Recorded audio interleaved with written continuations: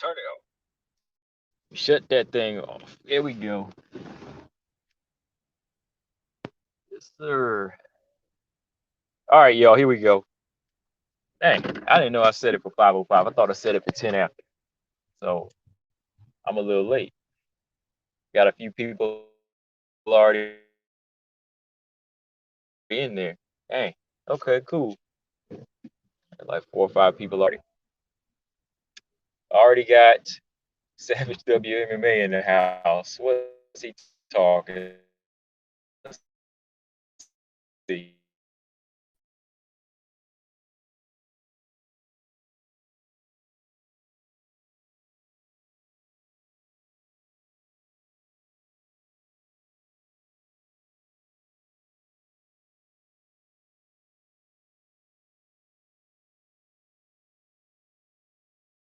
Can't stay away, man.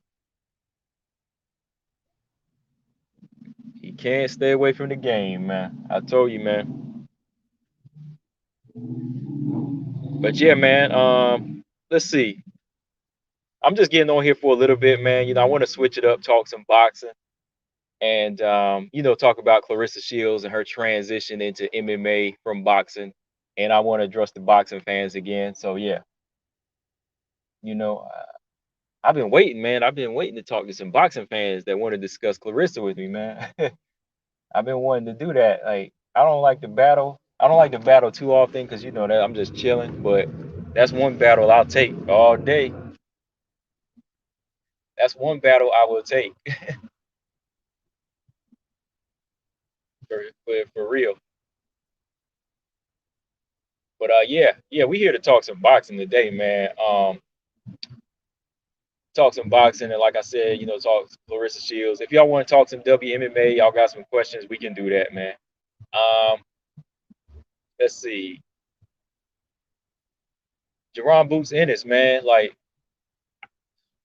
I got to talk about Jaron Ennis, man, because it's like this guy right here. He's actually kind of bringing back the spirit of boxing. He's got that drive in him.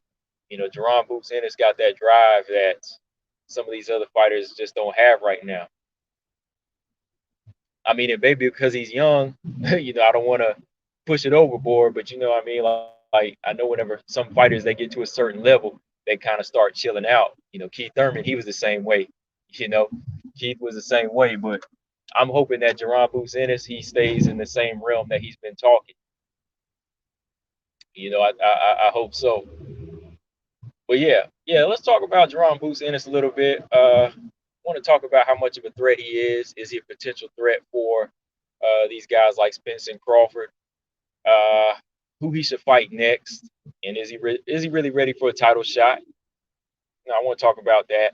And like I said, I wanted to discuss Clarissa Shields, and I want to ask y'all a question. I've been asking myself this today.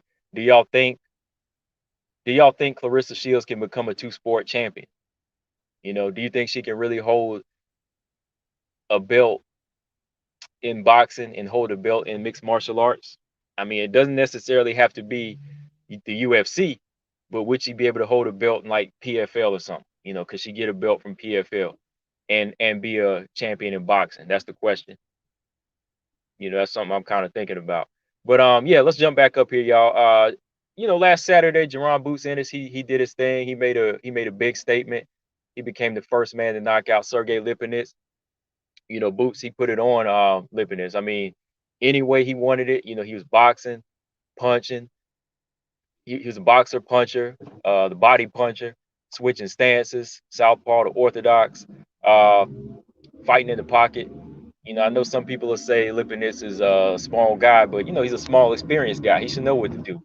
He clipped Ennis a few times, but Ennis, turned that kill mode on and he went after him and just dominated. So I've been keeping an eye on Ennis for a while, and every time he proves something to me, he proves me wrong every time. He starts to look better and better, and he's really turning into like a not just a guy that can close the show, but a very very disciplined boxer in there. And I think coming from Philly, that's definitely a big part of it. He's from Philly. He's cut from that cloth, so he only knows he only knows how to level up from here. And after knocking out Sergey Lipinets, I think that Jaron Boots Ennis, he just graduated another level.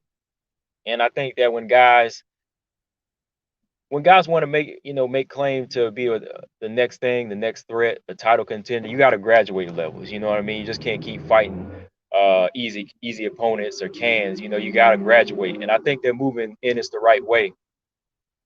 I think they're moving him the right way. Each level he's moving up, and he's looking better at each tier he stops at. And that's why I was asking that question. Because some people asked me that. It was like, do you think that Ennis is a potential threat for Spence and Crawford? And I say potential threat. Yeah, he is. He has potential. Is he a threat right now? Um, Not a big threat. He's not like a big threat yet. He's only 23 years old, and I think that's kind of an insult to say that Crawford and Spence wouldn't be able to handle what he brings to the table right now. But the more and more he develops, he will be that threat, and he will be that guy that will challenge them and potentially take them O's. You know what I mean? As long as he keeps moving in the right direction, he will take them O's. But as of right now, just keep moving the way he's moving. Graduate each level. Put some names on his resume. Common opponents, and just keep on keeping the champions' names in his mouth. And that's what I like to hear. Like, even if you're not next in line, keep letting the guys know that, look, I want all the belts. I want Terrence Crawford one day. I want Errol Spence one day. I see Errol Spence. He kind of bombed back at him though. He called him a little dog or whatever, called him a puppy. But that's good though. That's good. You got to keep calling these guys' names out to let us know where you headed. And like I said, that's just good marketing strategy for a young guy like him. Like I said, we see it in WMMA. Uh, some of these young fighters out there not wanting to call out names. They don't want to call out the champions, but there's another crop of young fighters and prospects that are on to come up that want the belt. But it's a process. It's just a process. I think that Boots, he knows it's a process, and he knows that Bud is not going to be his next fight. Spence is not going to be his next fight because there's not really enough stock for them to just go in there and fight him yet. They got to let him fight his way up, make the fight a lot more interesting. I mean, especially when they got business. Spence and Crawford, they got business to handle, so it's no need to get in there with Boots yet. Let Boots build himself up. So speaking of that, the next fighter I'd like to see in line for somebody like Boots is Keith Thurman. Keith Thurman, man, like Keith won an easy belt. He's trying to get that Ugas fight, but that ain't gonna happen, man. So I think Keith Thurman, if he want to come back after a 2-year layoff, he needs to go in there with this young, up and coming, soon to be contender, Boots Ennis.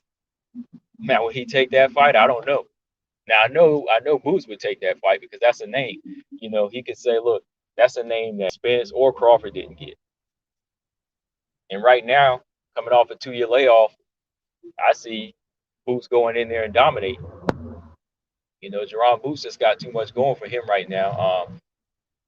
There was a time when Keith Thurman was that guy, but man, like he's just lost the luster, man. He lost the luster, but at the same time, he still wants to fight. I don't get it, man. I don't get it with Keith Thurman. So just go in there, give Boots that fight, so we can finally get Keith Thurman out of there, right? I mean, there was a time when I was a fan of Keith Thurman, man. There was a time when I was a fan of him whenever he was talking trash and he wanted the name. But as soon as the truth came along, as soon as Errol Spence came along, man, this guy was gone. This guy was gone. Fighting like once every 2 years. Fighting once every 2 years, man. So the next fight in line that I would like to see for somebody like Boots, since he graduated from this level, is somebody like Keith Thurman or the one guy that Terrence Crawford fought. What's his name? Kavalauskas. Those are good fights for Boots. Any type of name that you can kind of link back to the champions. Because then you can say, okay, this guy, so and so out of there faster than Crawford. He might be a threat to Crawford. He might be a threat to Errol Spence. That's how you got to move, man.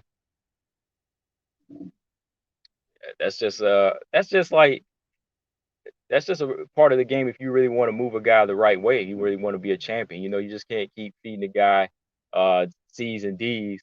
You got to move him up each level, each level. If he's that guy that has the gift, hey, this is next in line. So you go in there with Keith Thurman. I know he's like 2 inches or 3 inches taller than Keith Thurman. He's a pretty big welterweight. I think he'd go in there, outbox Thurman, and possibly stop him. Boots got that. Boots got that body attack too, man. Shoot. Hold on, y'all. I'm just on the go here. Yeah, if you put that body attack on somebody like Keith Thurman coming off a two year layoff, hey, I could see him get him out of there. But to me, this is the fight that makes sense for Keith too. I mean, what lower level do you want to go? What lower level do you really want to go? Keith Thurman was trying to fight Andre Berto or Devin Alexander, and I thought both of them had retired. I mean, that's not a good look on Keith. If you can't get a belt holder, at least you can come back against a young undefeated contender and show us what you made of. I mean, you should still have that in you if you're as good a boxer as you say, if you got the IQ you say you have. I mean, from the outside looking in, I know Boots would beat him, but somebody like Keith Thurman should have the confidence to go in there and fight him. Because that's the fight I want to see Jaron Ennis in there with next, man. Either him, Danny Garcia, which I think he would beat him too, or Kavalauskas. I could see him stopping him as well. Yeah, I could just see him beating a lot of these guys that the champions beat. But beating Terrence Crawford and Errol Spence, that's a different story right now. These guys have been through it. These guys have already put in the work. So I can't just say that Boots is going to beat them right away. Nah, he's a potential threat. Somebody had asked me that. That's how I feel about that. I feel like he's not ready for the champions, and one or two fights, it's going to take a little bit. It's going to take a little bit. No need to rush it. What time's these fights start tonight, man? What UFC starts at what time? Like 7 o'clock or something like that. Hold on, let me check this time schedule. Yeah, 7 o'clock. Yeah, yeah, man. All right. So yeah, I'm gonna talk more about Jaron Boots Ennis more, as long as he keep doing what he's supposed to do. Just keep on fighting, keep calling out names. I think he probably would have been if the belts weren't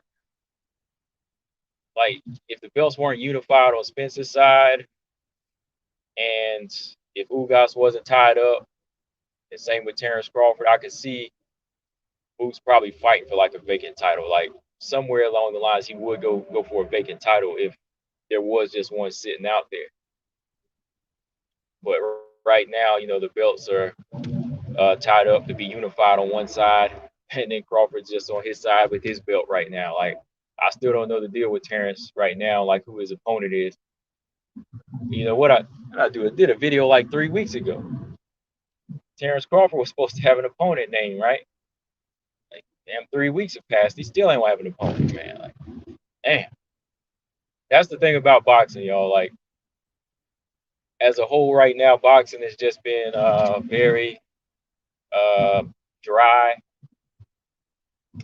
and that's coming from a diehard boxing fan. It's been very dry and I guess I'll say pathetic because there's a lot of guys just talking trash on Twitter, but they're not signing contracts. They're not making fights. That's why I wanted to talk about Jaron Boots Ennis because he's carrying that energy. As of right now, he's carrying that energy. He wants big fights. He wants to fight. He wants to be a champion. But man, like everybody else right now in boxing, they're just, I don't know, man. They're on one, man. It's not even funny now because it's like what we're 4 months deep into the new year, in the 2021. We were complaining about Bellator, but shoot, at least Bellator got some cards. But boxing, man, like their schedule ain't got nothing really like meaningful for the fans. Which will lead me into my next topic, which is probably why Clarissa Shields is moving over to mixed martial arts, right?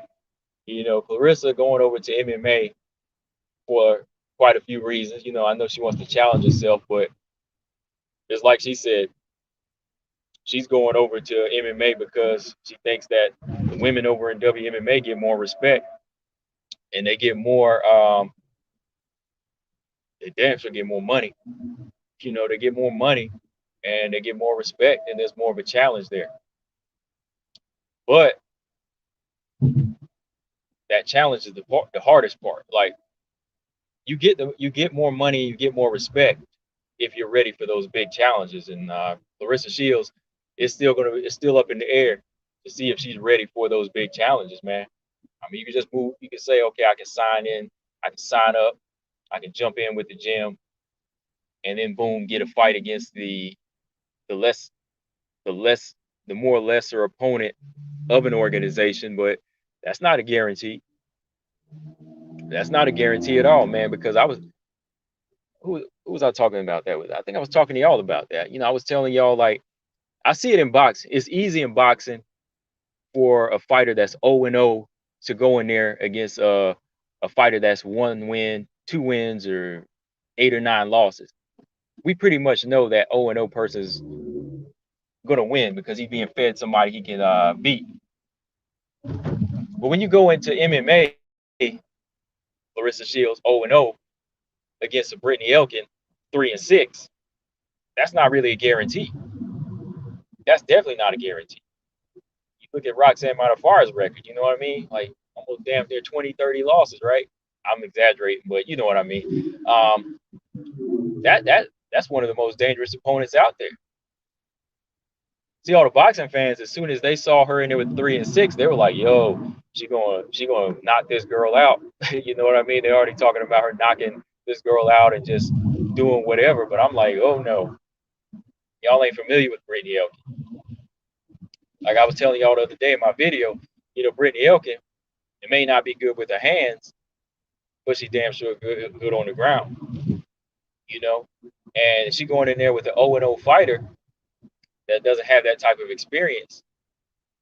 I think it's going to be pretty easy for Brittany Elkin to take this fight to the ground.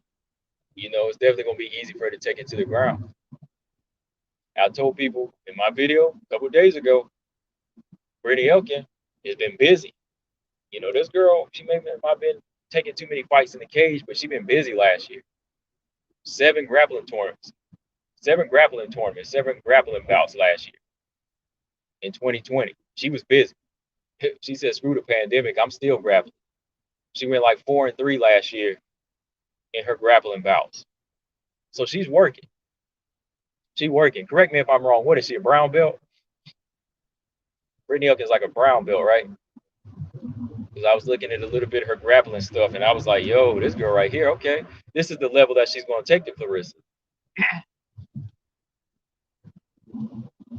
So, again, what I be telling boxing fans is that you really can't just go by a record. You just can't go by a record in MMA and say, okay, this person with a lot of losses is guaranteed to get massive. It don't work that way because there's so many levels to mixed martial arts, y'all. Boxing, man, is I won't say well, it's more so cut and dry than MMA. You know, boxing, this person is just gonna be throwing hands at you. So learn how to make adjustments. You know the fundamentals. You're a good fighter. You're a promising fighter. You should know how to handle that boxer. You know, you should know how to handle that boxer whether they have experience or not. But when it comes to MMA, oh, you're a striker. Well, that grappler gonna take your behind to the ground. You know what I mean? Or you're a former boxer coming over. Well, your stance ain't right, so be prepared to get your lead leg torn up. You know,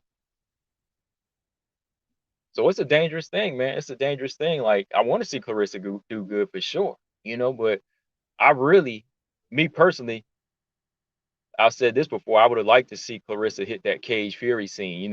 CFFC, LFA. LFA got ties with the UFC. You know what I mean? They've been moving. I was looking at their card last night. They moved like 13 uh, top contenders in the past year or so, right? LFA is like so close to the UFC. Like if you do good there and you make a statement on that level, then eventually you could get there, or you could get to the contender series. Mm. Oh, I'm coming to a stop. Let me check this comment section here real quick. Driving here. Hold on, Mr. Lee. Shields is from Flint, Michigan. I'm from Detroit. We are both the same height and weight too. I would love to be. Oh, okay. You want spar? Yeah, yeah, man. Oh man, what is this, Brett Rollins? Who is it? Who is this, man? It's like that other one that come in here, that Misha Tate one. Who is that? I will be the next champion. I'll be the next flyweight champion. Who created that, man? Who's doing that? Is that one of y'all like creating some fake account and y'all being funny, or is that really a bot? Who is doing that, man? Like, there's a Misha Tate one, and now there's a Beck Rollins one. Who's next? Who they gonna do next? Claudia Gadelia. Is Claudia Gadelia gonna be the next strawweight champion? Man, get rid of it. What is this, man? Get out of here. Uh, so I really hope that Clarissa takes the fight serious. The octagon is no place to play, regardless of your opponent's record. No, never, man. Like you don't play. Um, Even if you did have some level under your belt, you don't mess around like that, man. Like it's just a dangerous move on her part. Because let's say she does beat Brittany Elkin, what next, man? Like they got some, they got veterans over there, man. They got veterans in the PFL. I know she want to fight at that lightweight, 155, and PFL is really like the only ones doing on 155, right? But I'm sure there could have been some good catchweight fights for her or lightweight fights in Icon or Cage Fury, like I said. Because the other girl I know fought the other night. What is her name? She comes from Alexa Grasso's camp. Abigail Abigail Montez. That girl fought at a catchweight through Icon, so it can be done. I mean, let's see what they're trying to do, man. I really don't know. Are they going to try to put Clarissa in there with Kayla Harrison next? Or they're going to try to work maybe a 2-3 fights before she fight Kayla Harrison? There's no soft touches, man. There ain't no other soft touches in PFL. I don't even really consider Brittany Elkin a soft touch. He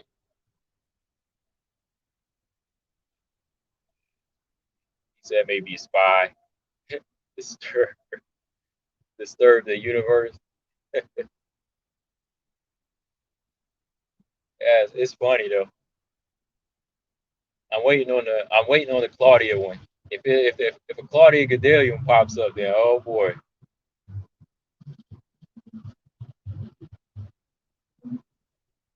it's funny though. Mm.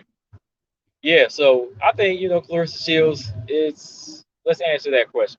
Can she be a two-sport world champion? Man, mm. In PFL, man, I'd like to see her do that, but I don't. It's not looking good like that. When you know the game, when you know what these ladies are capable of and what they put their bodies through, and all the ones before her, it's not it's not really looking good like that. It took Holly a minute to get to that level. Holly worked her way up years and years, BJJ, and trying to be a wrestler, working her wrestling. Um, Of course, she was a kickboxer too before, professional boxer, so she has a lot under her belt even before she could really consider herself a legit MMA fighter. You know, but Larissa coming straight from the boxing background, and the first gym she hooked up with is Jackson Wink. You know, I don't think she's really gonna learn like the little jewels that she really needs. You know, that the little jewels that some of these other fighters came up from, and then they graduated to the elite gym. You know, because who was that I was listening to? You know, she was talking. I was listening to this one fighter. I can't remember her name. You know, she was with a smaller gym. You know, they helped develop her. And, you know, later on, she severed ties with the gym because she was like, that's all I could learn from them. But they taught her well. You know, they taught her everything she needed to know as a growing fighter. But when she reached a certain level, that's when she jumped into the big gym like ATT. You know, was it that Isis Verbeek or somebody? I can't remember. It was one of these girls I was listening to. But, anyways, yeah, because going to that level so fast, it's like, yo, like, you're gonna be in there with these fighters that they've been there before and they've done that, but you haven't really, you know. Such a tough. It's gonna be a tough. It's gonna be tough, man. That's all I can say.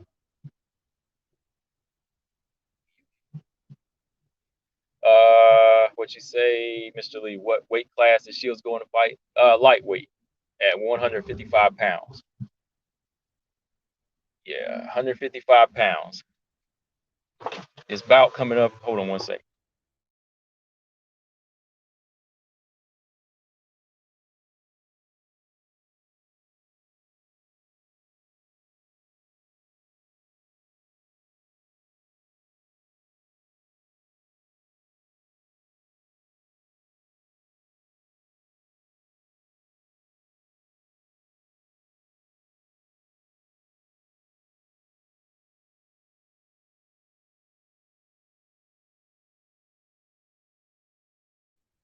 All right, I'm back, yo. Okay. Yeah, she fights at 155 lightweight. That's what pretty much everybody is in PFL right now, right? Like their tournament is lightweight. You know, Kayla Harrison, Caitlin Young is going up to 150. Caitlin Young is like 155. Pacheco's 155. Dandois 155. So yeah, it's all lightweight,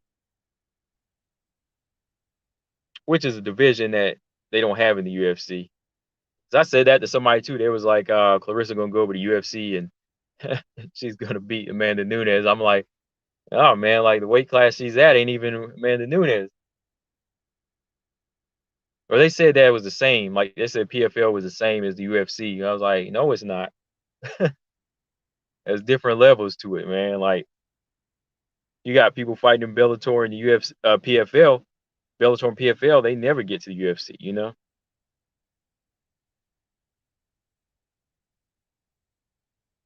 and people should understand that. Boxing fans should understand that. They know there's a amateur circuit in boxing, and then they know there's a certain level in boxing that you can fight at. And then eventually you get to the big time. You're fighting on Fox and you're fighting on Showtime. Then you're fighting on the Zone. These boxing fans should know that. It's about the same damn thing.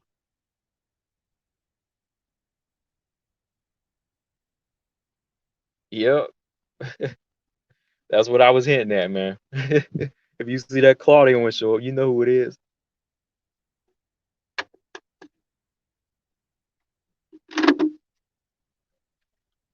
But let's see, man. I'm gonna be on here like a few more minutes. I just wanted to come on here and talk about some you know, put some shine on Jaron Boots Ennis a little bit and talk about Clarissa Shields and her move. Um, it's gonna be tough though. It's definitely tough. That's all I can say, man. Like I want to see her make it, but it's tough because she gets past Brittany Elkin, and still it's still going to be a hard road. It's even harder, you know, once she gets past Brittany Elkin. Let's say if she does stop Brittany Elkin, she knocks Brittany Elkin out. Um, she's going to be going to that next level. They're going to be trying to put her in there with some killers in the PFL. But you can expect, you know, you can't really go undefeated in You can't really go into undefeated in mixed martial arts. It takes a special person to do that. So you already kind of have to go in the mind frame to be humble. And I'm a person that expects the worst anyway. You know what I mean? Like, not that I'm saying uh I'm just a logical person. Like I'm not a person that thinks the worst. I expect the worst. So thinking the worst sometimes prepares you. You know, but false confidence, it can really steer you. False confidence can steer you. You know what I mean? Which is something I might talk about in the episode one day. You know what I mean? Because it's like some fighters that get false confidence from other people in their camp that they think are for them, but they're not really for them. You know, so that false confidence kind of puts you on a level where you think you are, but you're not really there. Um, See, like I said, you ain't gotta like always be negative. It's not about being negative. Expecting the worst to me is not really being negative. It's just saying that you got to be prepared for whatever's coming in there, man. Because it's not an easy game. It's not an easy game, man. Yeah, man. Yeah, yeah, that's 155, man. Because I don't see her getting down to like anything smaller than that. 155 fits her.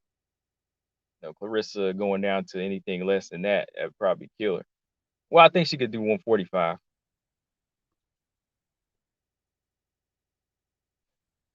Boxing fans no longer know what the levels are because they've been starved. So many good, so damn well.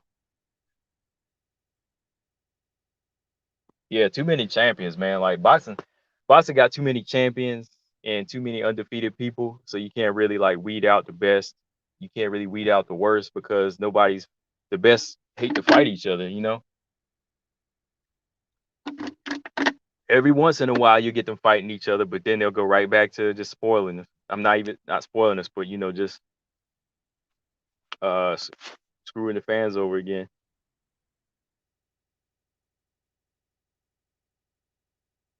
All right, so I'm gonna be out of here in a few more minutes. Let's see. All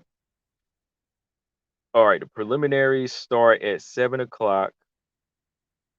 I got Lupita Benitez. I think I said that yesterday over Jessica Benet. And Justin Keach versus Tracy Cortez. I don't know. That's a close fight. I'm gonna think maybe Tracy Cortez. That fight's harder to pick. I'm leaning towards Tracy Cortez, but I'm not surprised if Justin Keach wins. Mr. Lee says she's from Flint. She has the Christ mind, the Christ consciousness. That you got that consciousness, man. That's gonna be a running joke from now on, huh?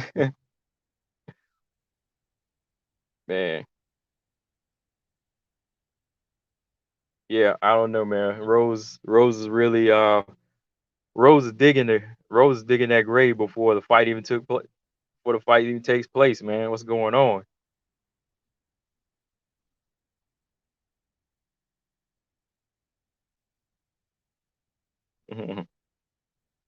Yeah, man. Bellator last night. Mr. Lee already voiced his opinion. Mr. Lee, what do you think of that Julia Budd Silva fight? You already told me, but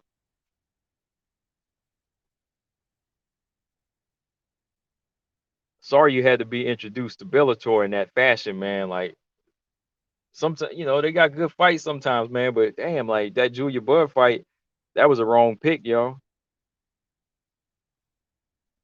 I feel like Silva won that fight.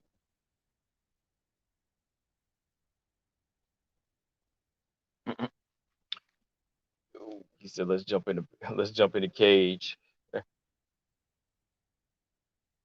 He said, "Let's jump in the cage, cross the street." Yeah, that's what it is, man. You cross the street. Nah, you cross the street.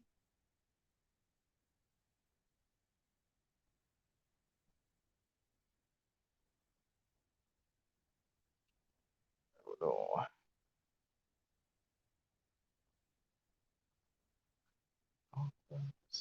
Okay. Yeah, man. Yeah, Julia didn't really want to fight, man. Like she was acting like she was a little nervous, like kind of cagey, like she was worried about that power or something. Like those overhand rights kept coming. Like, I thought she would have tried to counter that overhand right. I was waiting for her to counter and throw the uppercut or something, or land a knee, but she was never trying to throw anything big there. Never let her hands go. Like the first round, Julia Budd won. I think she won that clearly just because she was, you know, throwing better leg kicks, effective leg kicks, and she was moving. She was moving Silva early with those leg kicks.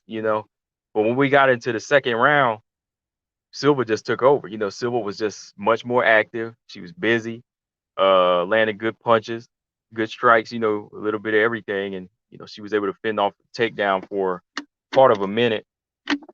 Got taken down towards the end, but that wasn't enough to win the round. Third round, Silva was just so much busier, man. I mean, jabs, overhand rights. She was clipping Julia Budd with a few of them overhand rights, man. So I had her winning both of those rounds, man, second and third round.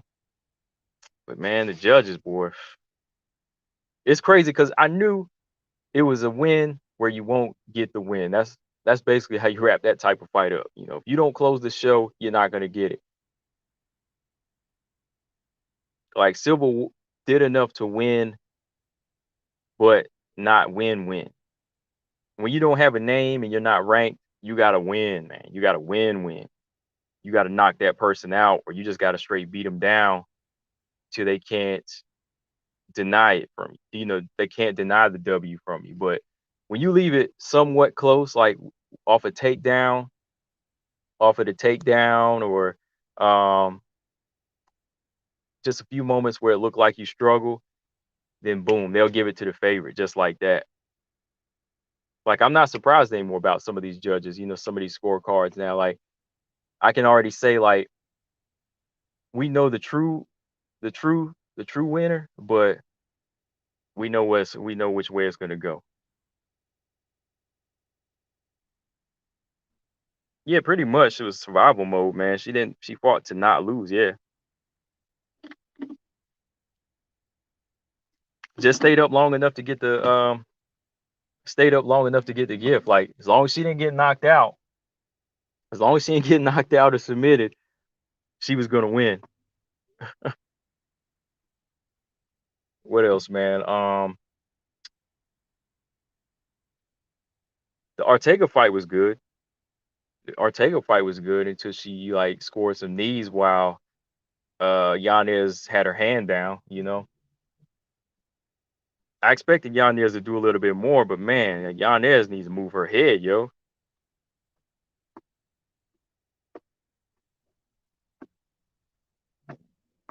I don't get it, man. Like some of these people don't know about head movement.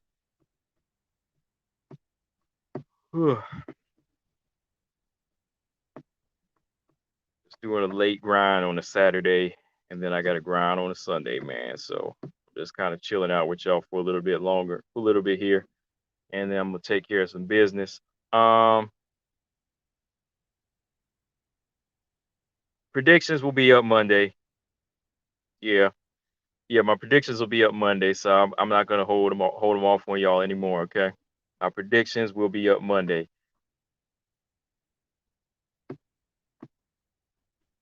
Valentina versus Jessica prediction will be up Monday, and so will the Whaley versus Rose. Robert and Mr. Lee, just so y'all know, it'll be up. What else? Did I say I was gonna do fight companion? Yeah, somebody asked me to do fight companion. Yeah, I'm gonna do the fight companion, but I'm just gonna do the 3 title fights.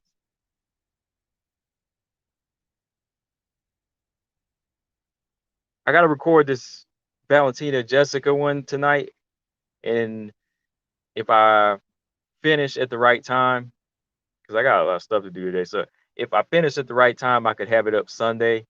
But I'm gonna just say Monday right now for y'all.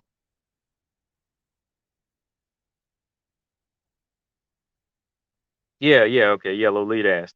Lolita asked, so I will do the 3 title fights. I don't really want to do the Usman Masvidal fight, but since I'll be up on it, I'll be chilling right there watching it, I'll do it. I mean, yeah, like I'll sit there and watch it with y'all and I'll call some of it, but I'm definitely gonna call these 2 fights here, man. We definitely gonna watch these together. Gotta watch these. These are the fights. Are there any other women fights on the prelims or anything? Hold on, let me check. I don't think so, right?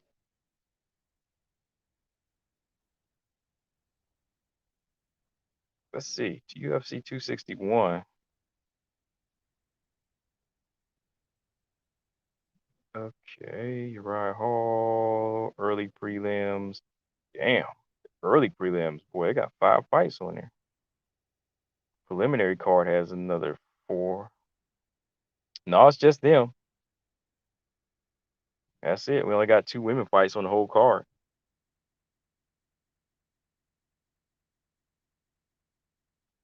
Yeah, the main event. The main event. I mean, y'all don't really care to hear what I got to say about that because I told y'all I don't care about that main event. I told y'all already I don't care about that main event, so y'all probably don't want to hear that. Y'all just want to hear. No, I think Lolita wants to hear that too because she wants to see that fight. But I'll be there. I'll call him. I'll call him. Uriah Hall, his fight is on the main card. Anthony versus Shute. Anthony Smith, right? Yeah.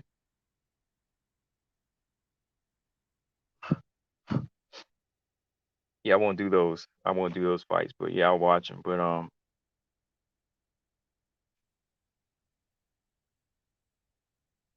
yeah, I'll give you my prediction, man. I will give you my prediction soon. Savage said, "Finally, though, man." He said, "Finally, man. I'm making y'all wait."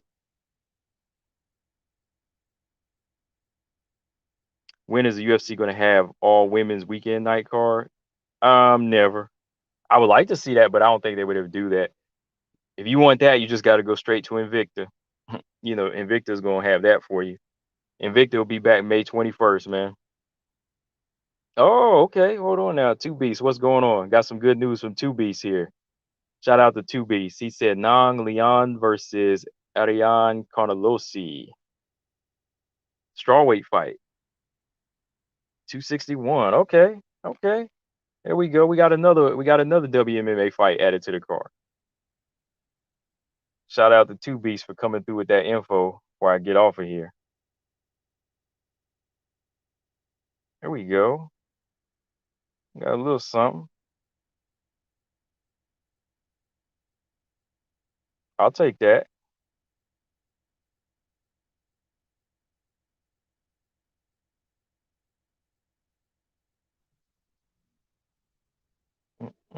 Let's see. Yeah, got to put another Chinese fighter on there.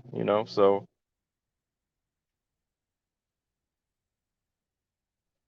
and I'm gonna go ahead and pull it up. Let's see. Let's match them up here. All right. Gonna be a straw weight, I guess. Dang, Nan Liang is tall. 5'9".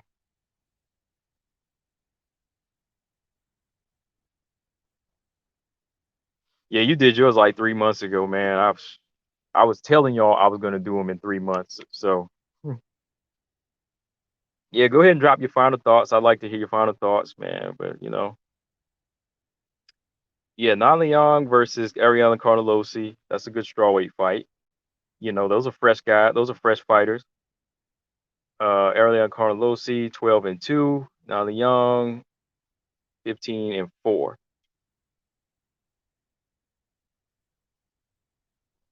115. Yeah. Okay. That's a good strawweight fight. I'll take that.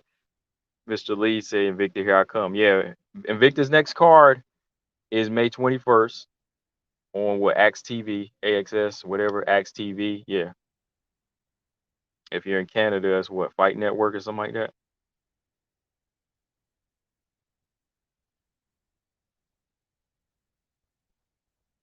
But yeah, let me get up out of here, y'all. I'm gonna work on this prediction tonight for Valentina and Jessica. I'm gonna do that one first because that one's easier. I don't know. Is it easy? I think it's easier than Whaley and Rose. Let's put it that way. It's easier than Whaley Rose, but that's gonna be a good fight. Anything can happen in this Andrade fight. I'll put it that way. I mean, I know the skill set of Valentina, but anything can happen, man.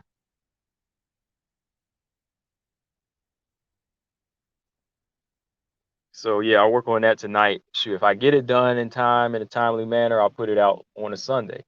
But the Whaley Rose, I'm making y'all wait till Monday on that. Sorry.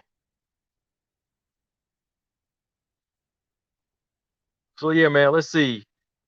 Fights tonight start at 7, so make sure y'all tune in. I'm gonna be checking those out, and I'll drop some post fight videos for those WMMA fights tonight, especially for the Ganidez versus Panay. So yeah, man, I'm gonna get up out of here, y'all. Thanks everybody coming through in the chat. Like always, make sure y'all subscribe. I'm out. Peace.